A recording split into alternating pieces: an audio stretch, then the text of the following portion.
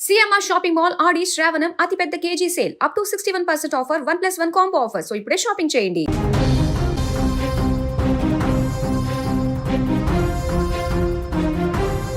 రాబోయే 24 గంటల్లో ఏపీలో భారీ నుంచి అతి భారీ వర్షాలు కురుస్తాయని వాతావరణ శాఖ తెలిపింది.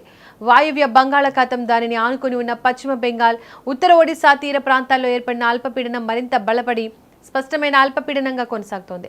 ఇది రాబోయే 24 గంటల్లో వాయువ్య దిశగా కదులుతూ వాయుగుండంగా మారే అవకాశం ఉందని ఆంధ్రప్రదేశ్ రాష్ట్ర విపత్తుల నిర్వహణ సంస్థ వెల్లడించింది. ఈ సిస్టమ్ ప్రభావంతో సముద్రం తీవ్ర అల్లకల్లోలంగా మారనుంది.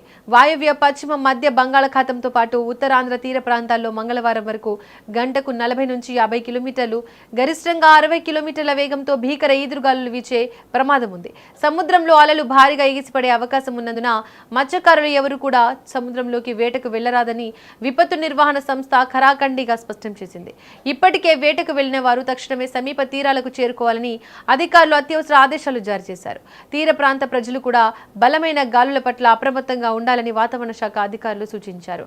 రానున్న 2 రోజుల్లో వర్ష ప్రభావం ఎలా ఉండబోతోందంటే ఇవాళ శ్రీకాకుళం, విజయనగరం, విశాఖపట్నం, పోలవరం, ఏలూరు జిల్లాలతో పాటు దక్షిణ కోస్తాలోని నెల్లూరు, తిరుపతి జిల్లాల్లో అక్కడక్కడ ఉరుములు, తీవ్రమైన పిడుగులతో కూడిన మోస్తరు వర్షాలు కురిసే అవకాశం ఉంది. అలాగే పార్వతీపురం, అల్లూరి సీతారామరాజు, అనకాపల్లి, కాకినాడ, డాక్టర్ బిఆర్ అంబేద్కర్ కోనసీమ, ఉభయ గోదావరి జిల్లాలు, కృష్ణా, ప్రకాశం, మార్కాపురం, చిత్తూరు జిల్లాలో అక్కడక్కడ తేలికపాటి జల్లులు కురుస్తాయి. ఇక రేపు ప్రధానంగా ఉత్తరాంధ్ర జిల్లాలపై ప్రభావం కొనసాగుతోంది. అక్కడక్కడ తేలిక నుంచి మోస్తరు వర్షాలు కురిసే అవకాశాలు కనిపిస్తున్నాయి. ఇక ఈ వాతావరణ మార్పుల సమయంలో అత్యంత ప్రమాదకరమైంది పిడుగుపాటు. వర్షం మొదలయ్యే సమయంలో చాలా మంది పొలాల్లో పనిచేసే రైతులు, కూలీలు లేదా దారిన వెళ్లే వాళ్ళు చెట్ల కింద ఆశ్రయం పొందుతుంటారు.